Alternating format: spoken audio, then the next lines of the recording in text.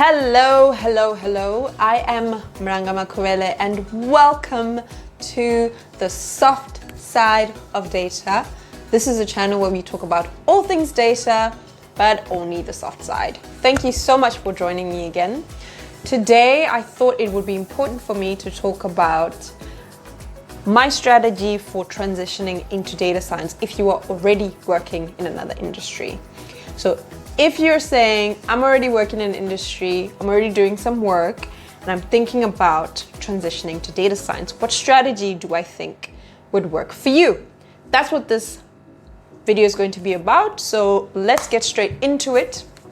I have 3 steps you should follow if you want to effectively transition into data science if you are already working somewhere in an industry. Step number 1, stick to what you know. So you're already in an industry, you're already fine. If you're in finance, you already know finance. If you're in agriculture, you already know agriculture.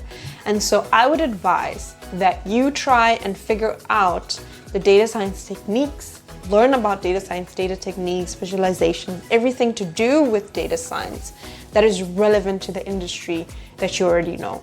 For example, if you are in finance, you're looking at stock data, which means that time series, which is a technique that's used on the data science side, you would want to look at how do I work with time series data? How do I build models for time series data?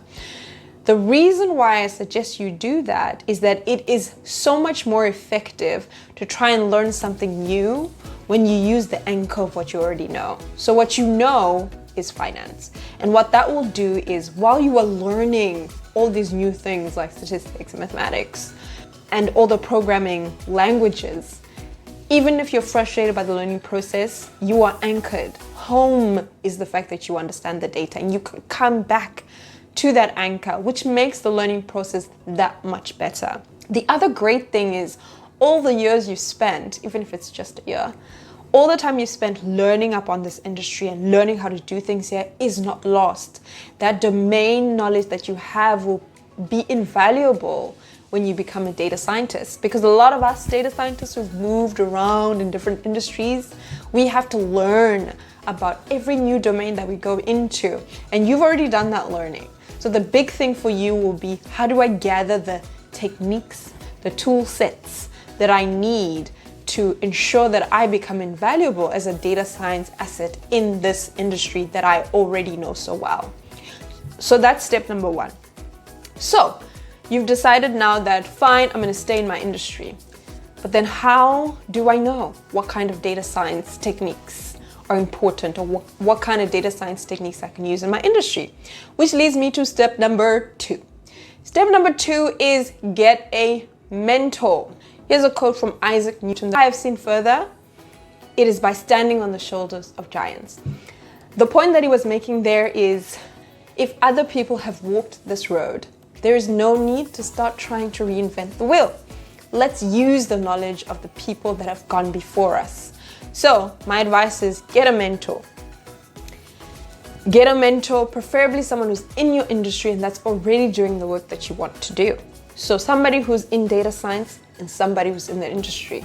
Now, some of this has been inspired by a book called Ultra Learning, or people that have quoted that book. And there is a chapter about using, or just like the quickest, most effective way of learning is by getting a map from somebody who's already gone through that. And I advise the same thing. I can guarantee you from a data science perspective that there are thousands of courses. You will get thousands of courses and thousands of online courses that are going to send you more information that you can handle. Your head will spin in terms of the sheer volume of information and learning resources that's available for data science. That will overwhelm you for sure. So in an attempt not to overwhelm yourself, I advise that you look at somebody who's already done this. The reason why I say that as well is if you just go ahead and try and learn or follow a straight curriculum or go to these courses and follow them as they are, chances are that some of the information that you will have learned won't be useful for you. So it will be useful maybe sometime in the future in the long run, but in terms of your objective to try and get into this industry, get a foot in the door, then that's not going to be very useful for you. So I'd advise that you get a mentor. Look for someone who already works in your industry. And I've given you a few questions that could use to start that conversation with that person if you're nervous. You could ask the person, how mature do you think data science is in this industry? The reason you'd be asking that question is when a industry is not very mature in data science, there's specific kinds of problems you will expect. You'll expect more visualization work. You'll expect more exploratory data analysis. You will expect more, dashboards. That's what you'll be doing. A lot of the descriptive statistics is what you will expect for an industry that is not as mature. But the more mature an industry gets and the more willing and more open they are to data science, that's when you'll start to see, a lot more statistical inference. You start to see more predictive models being built. You start to see more, perhaps even deep learning come into the fold. And already the answer to that question helps you understand, if I'm in this industry, I want to get into data science, here's where I can focus my learning. So that's question number one. Number two would be, as a data scientist in this area, what kinds of tasks do you find yourself doing the most? Again, if that person may have been a little vague, or they may have given you an overall industry view that may or may not be relevant, then this question will definitely get them telling you what exactly it is that they do on a day-to-day basis. What have they done in the span of the time that they've been a data scientist? What activities are they doing the most and what aren't they doing a lot? That gives you an idea in terms of what should you be focusing on again in your learning. Now, if you are actually brand new to data science, some of the terms that she's using might not make sense. She might say, I get to do a lot of EDA. You might not know what that means, just write it down. She'll say, I get to do a lot of EDA, you write it down. I get to do a lot of clustering, you write it down.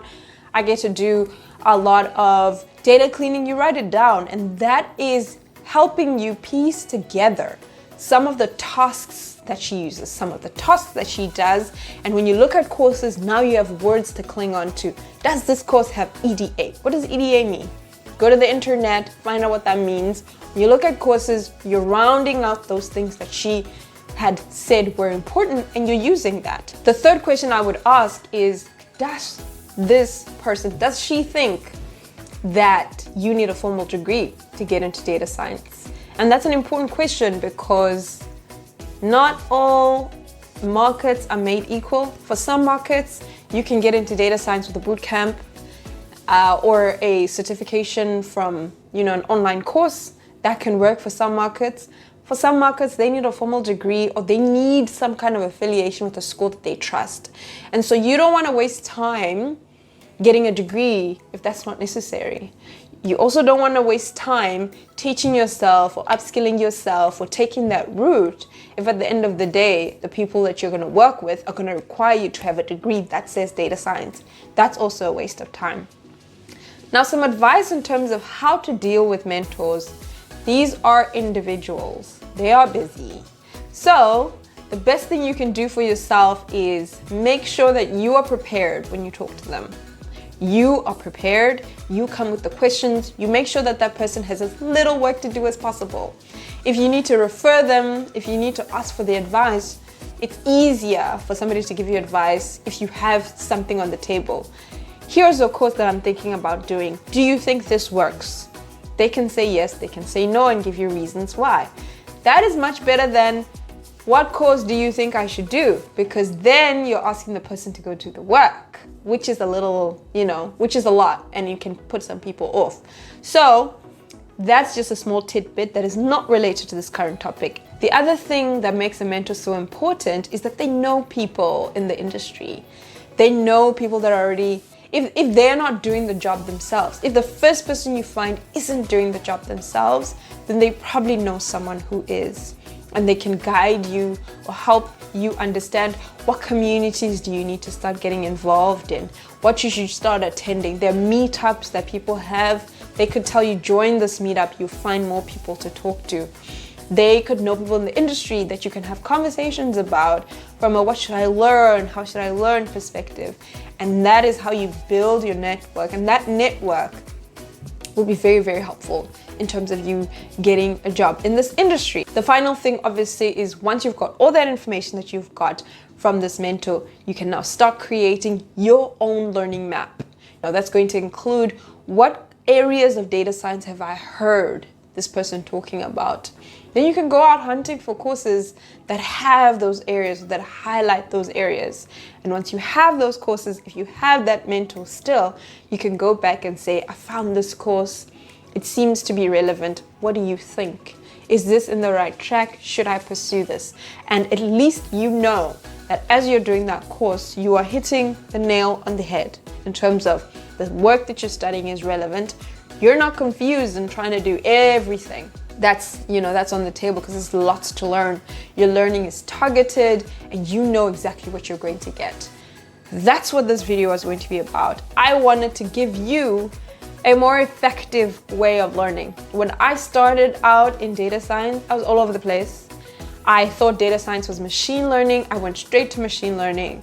And now that I'm in the industry, I'm realizing that the industry that I'm in does not use machine learning as much as you'd think.